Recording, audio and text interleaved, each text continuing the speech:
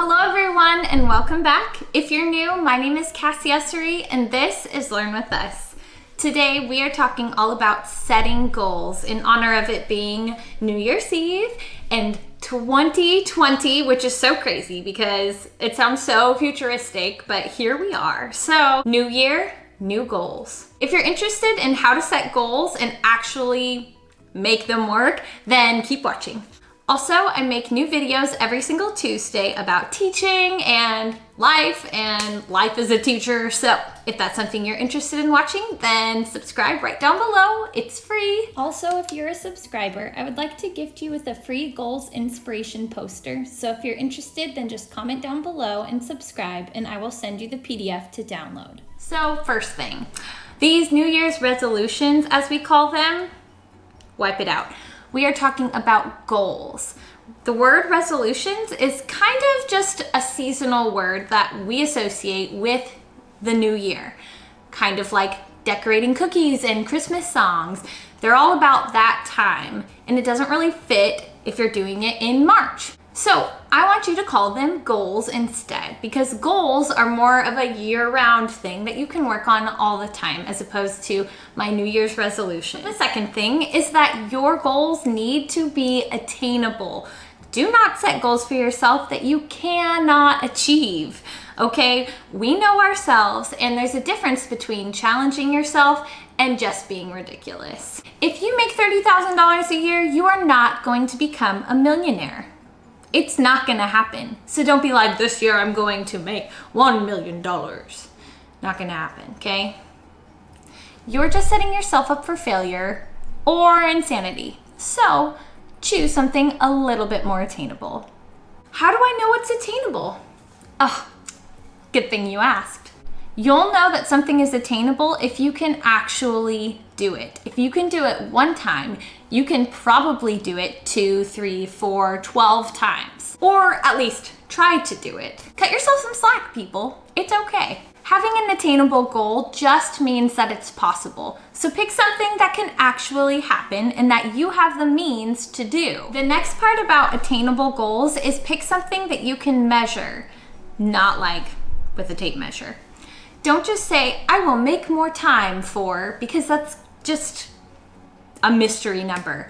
Pick something that you can actually check off on a list, as in, I did this for this many minutes, or I did this many times this week. That way you can actually see if you're growing or making improvement. That's a little tip from us teachers when we set goals for our students. They must be measurable.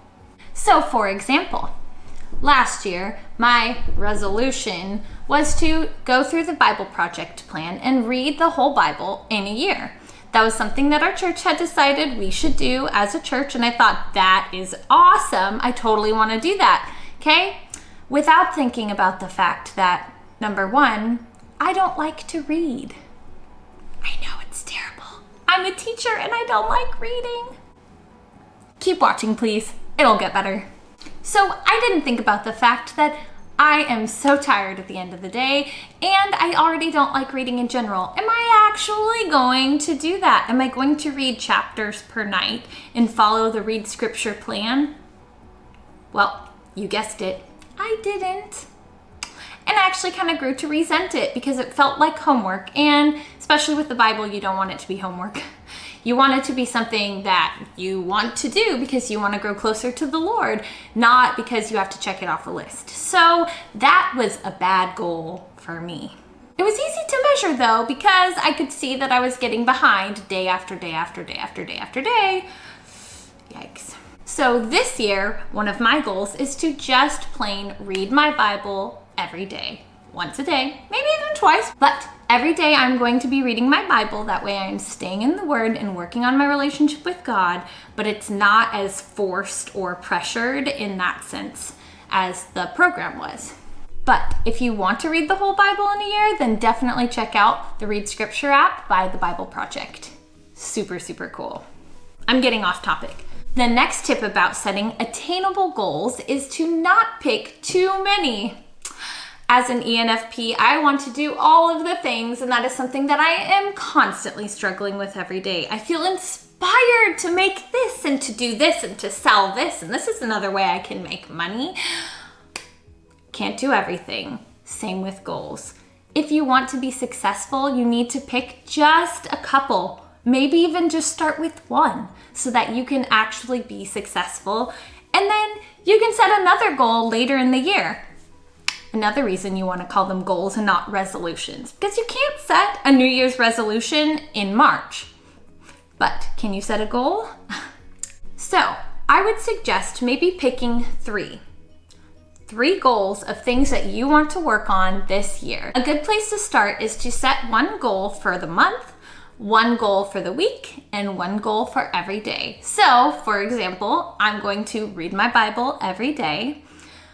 Once a week, I'm going to exfoliate and moisturize my skin because it is so dry. And I know that's so silly and superficial, but it's something that I actually need to do.